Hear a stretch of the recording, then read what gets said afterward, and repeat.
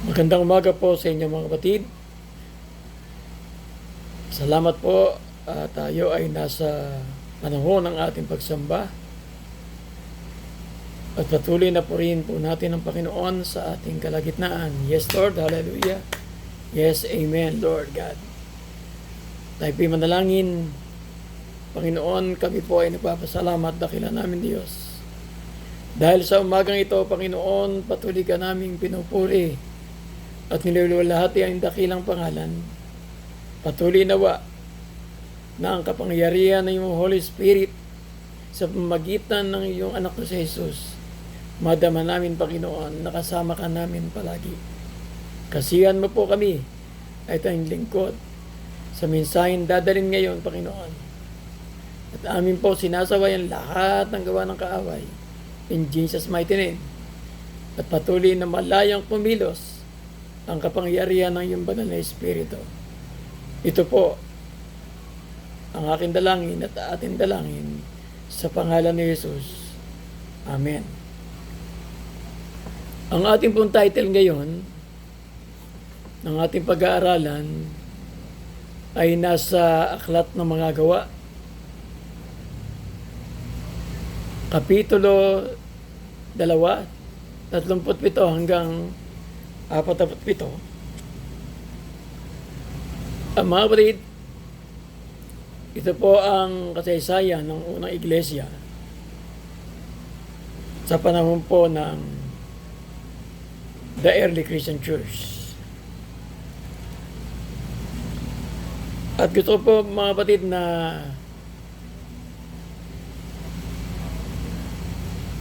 unahin at mag-overview muna tayo dun sa sulat ni Lucas sa kanyang unang aklat.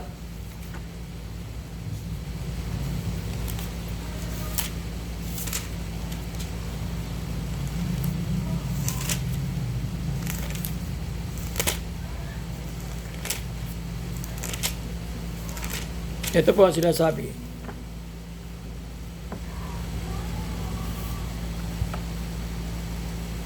Pagalang-galang na Teopilo, marami po ang nagsikap na sumulat tungkol sa mga bagay na naganap sa kalagitnaan namin. Ang kanilang sinulat ay ayon sa tinuro sa amin ng mga tao na buhat papasimula ay nakasaksi nito ang nangaral ng magandang balita. Kaya matapos kong suriin ng buong ingat ang lahat ng pangyayari buhat pa sa pasimula, binabuti ko pong sumulat din ng isang maayos na salaysay para sa inyo upang lubusan ninyong matiyak ang katotohanan ay tinuro sa inyo. Ito po yung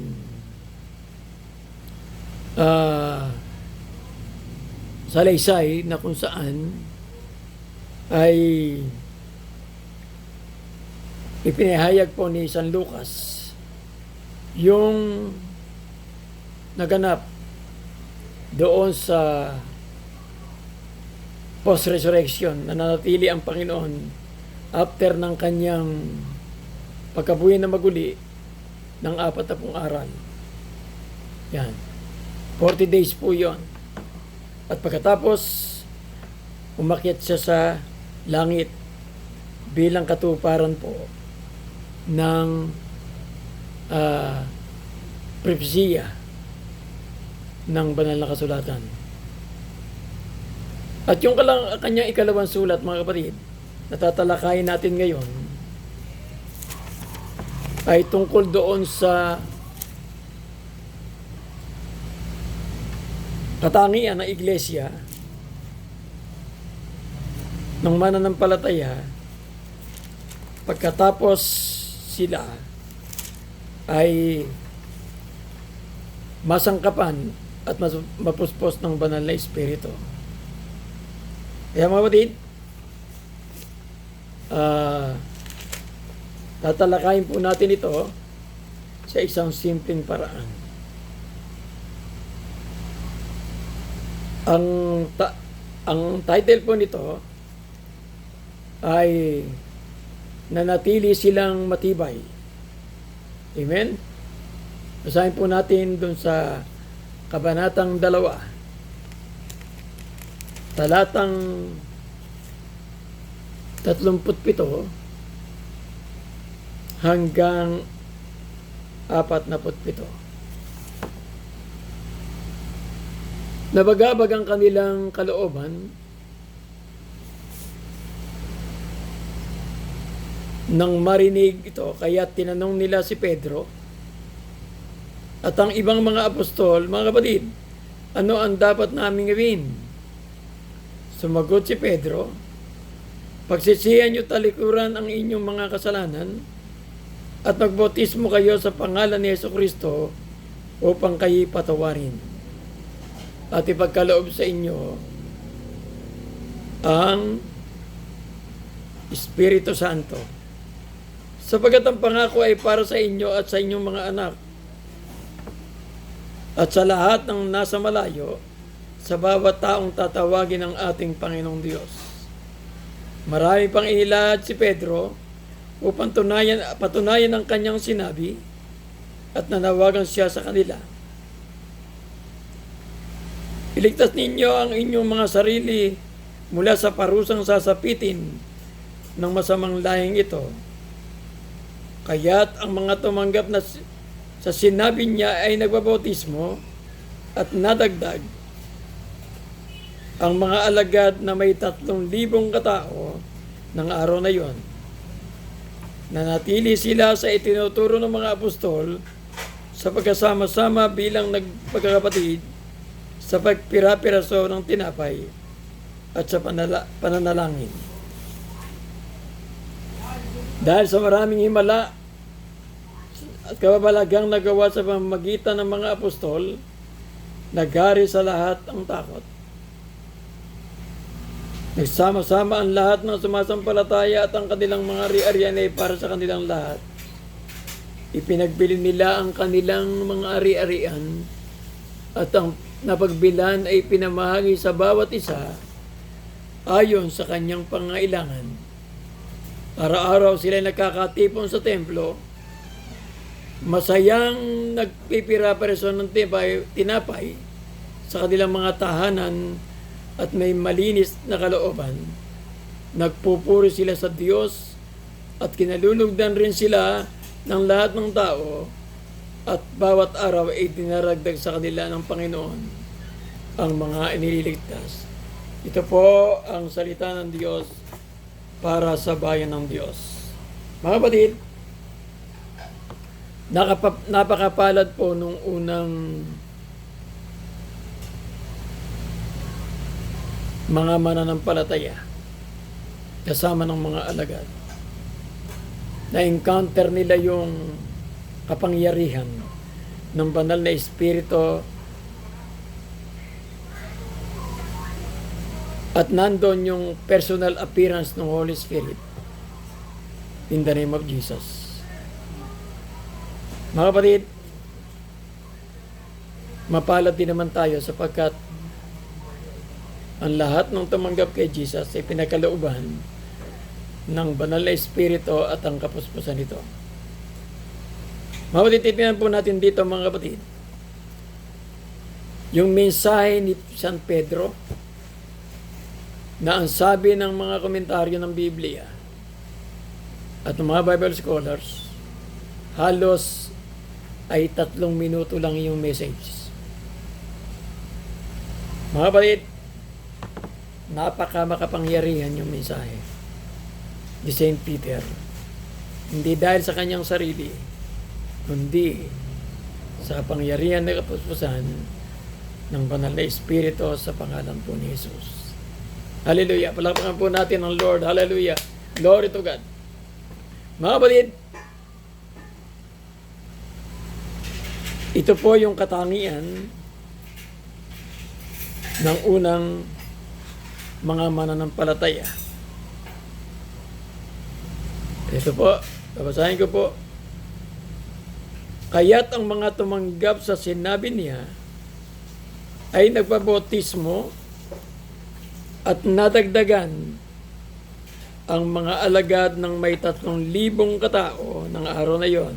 Una, nanatili sila sa itinuturo ng mga apostol sa pagkasama-sama bilang magkakapatid sa pagpipira-piraso ng tinapay at sa papanalangin. Mga kapatid, ilang bagay po dito mga kapatid ang ating tatalakayin. Dito po, ang una po, nanatili sila at nanatili silang matibay sa itinuro ng mga apostol. Mga kapatid, ang tawagin po yan ay Apostles' Doctrine. Ito po yung doktrina ng kasulatan sa pamagitan ng mga apostol. Ano po bang nagagawa ng salita ng Diyos sa buhay po ng isang tao? Una, kung mababasa po natin mga kapatid, doon sa awit kabanatang 119:105, mababasa natin dito mga kapatid. Ito kung basahin to.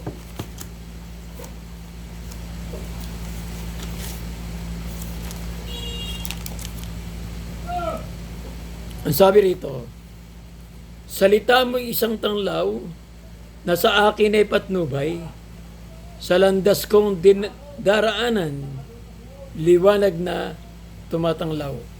Ang isa pong simbolo ng Biblia o salita ng Diyos ay ilaw at ilawan. Pangalawa po, doon sa Matthew chapter 4 verse 4, nang sabi doon,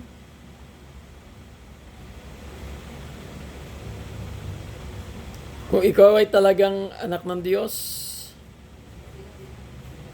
gawin mong tinapay ang bato na kinauupuan mo. Yan po sinabi ng Diablo kay Jesus. Pero ang sabi ni Jesus, nasusulat. Sabi niya, hindi lamang sa tinapay nabubuhay ang isang tao, kundi sa mga salitang namumutawis sa bibig ng Diyos. Hallelujah! Praise God po. Doon po sa kay St. Peter, unang sulat sa 2 kabanata, talatang 2.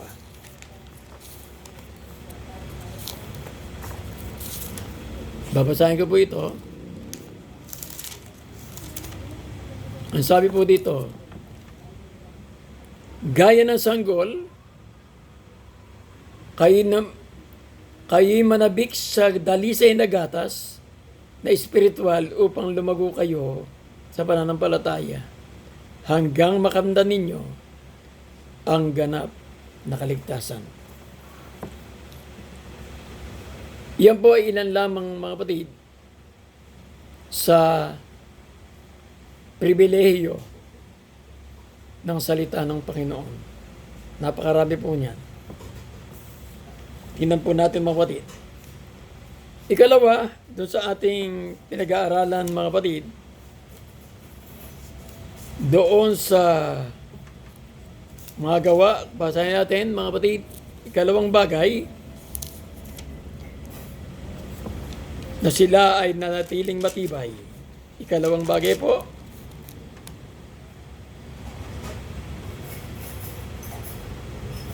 sa pagsasama-sama bilang magkakapatid. Mga kapatid, napakahalaga po ng fellowship. Pagkasama-sama. Marami po tayong mga fellowship ngayon na malaya tayong nakapagkasama-sama, pero nung panahon po nila ay nandun lang sila sa upper room. Pangalawa, nandun sila sa bahay-bahay at ginagawa nila ito pagkagabi lang. Kasi pagka-araw, natatakot sila sa mga Hudyo na hindi mananampalataya. Kaya mga kapatid, ngayon ay maraming gawain, yung fellowship, Ah, andun yung magki-care group, cell group, at live group, marami pang iba. At ginagawa iyon sa unang iglesia sa mga bahay-bahay. Ginagawa nila yon. Mabuti ngayon, mapalad tayo sapagkat meron tayong church building na pinagdadausan. Kaya napakahalaga po ng pagsasama-sama. Yan kung tawagin po yan agape fellowship. Mabalit, at pangatlong bagay, sa pagpira-piraso ng tinapay. Mga kapatid, ito po ay ginagawa natin ngayon at kadalasan may mga iglesia ng mga Kristiyano na gumagawa ng every Sunday. Ng mga ibang church, ginagawa ito ng every second day. Kung ako ang tatanungin nyo, wala namang masama doon. Sapagkat kung ating tataluntunin, itong unang iglesia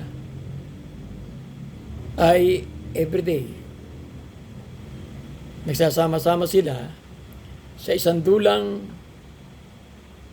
para pagsaluhan yung nagagawa ng pag-ibig ng Diyos sa pagpipiraso ng tinapay. Ito po yung tinatawag na sa ating ngayon na Santa Cena o Communion. Mga kapatid, ito po yung kaya ginagawa nila. Ipinagbilin po sa mga alagad na bilang pag-aalaala kay Jesus, yung sinabi sa kanila na doon sa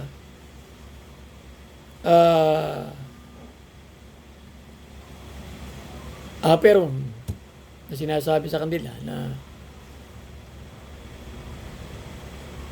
kumain kayo ng tinapay bilang pag-aalaala sa akin. Pangalawa, uminom kayo yung sarong ito bilang pag-aalaala sa akin. Mga kapatid, yan po yung ipinagbili ng Panginoon na hindi natin dapat kaligtaan. At yung pong last po sa pananalangin. Mga kapatid, ito po ay ginaganap natin ngayon, prayer meeting. At ginagawa natin ito sa ating church, sa loob ng iglesia. Pero yung prayer meeting po, ay pwede din gawin sa bahay. Kahit everyday, magkaroon ng tinatawag na pagkasama-sama, sharing time, babasa ng kasulatan, tapos nagpe-pray. Hindi po natin dapat kaligtaan sapagkat napakahalaga po nung sama-samang nananalangin. Kaya mga kapatid, sa ating unang iglesia, yan po ang katangian nila at patuloy nawa ng ating iglesia sa kabuuan ay parating ito ang hindi natin dapat kalimutan. Sapagkat napakahalaga po ng the power of prayer. Kaya samantalang ngayon ay hindi pa bukas ng maayos ang ating iglesia o simbahan, ipagpatuloy natin sa ating sambahayan ang panalangin sapagkat ito ang pinakadakilang kapangyarihan ng Diyos gumagawa ang panalangin at pananalangin sa napakaraming paraan. Kaya, sa umagang ito mga kapatid, ang isang hamon sa atin mga kapatid, sa ating binabasa ngayon at pinag-aralan, ay mga kapatid na minamahal sa Panginoon.